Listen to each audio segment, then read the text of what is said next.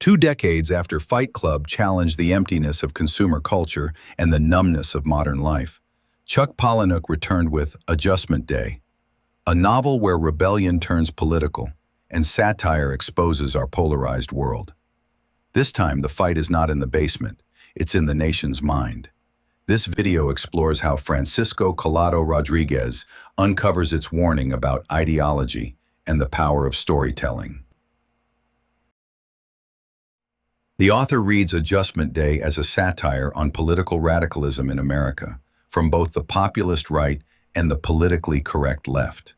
The study argues that Palahniuk warns us about the stories that shape public opinion, and how fiction, media, and ideology can blur into one to target our new post-human condition, trapped in information and intoxicated by informational patterns. The article connects literature to real-world anxieties about populism, fake news, and ideological polarization in our times.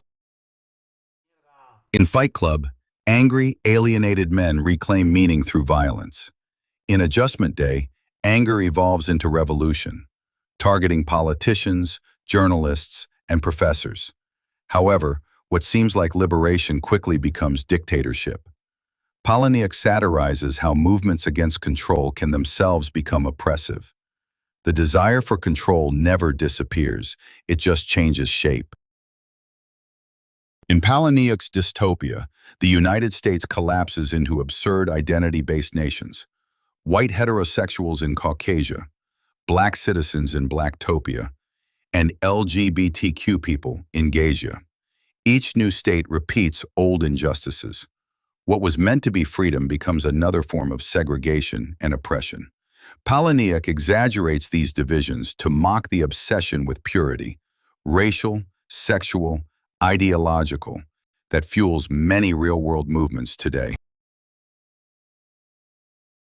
The revolution begins online.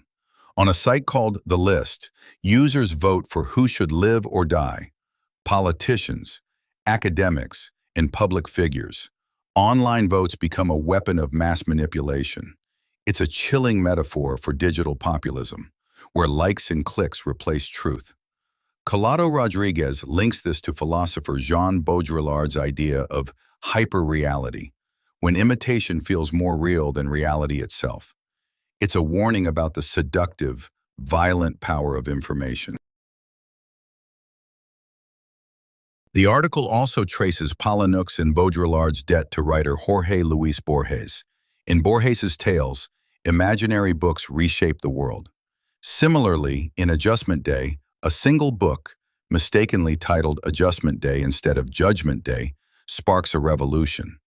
It's a warning that words and ideas can build or destroy entire realities. The author highlights a major stylistic shift.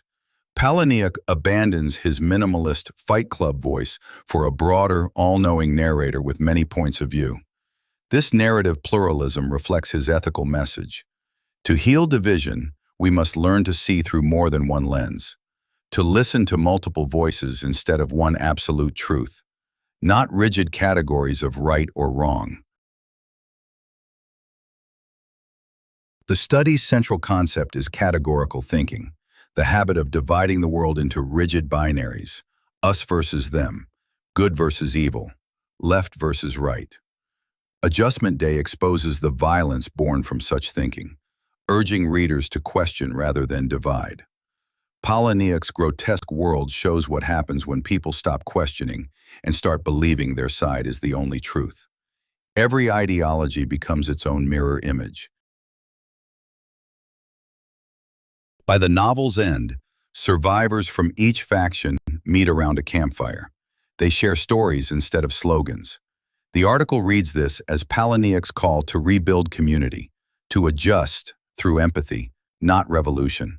When ideology fails, storytelling can reconnect us, reminding us of our shared humanity. Collado-Rodríguez concludes that Adjustment Day reminds us how fragile democracy becomes when storytelling turns into propaganda.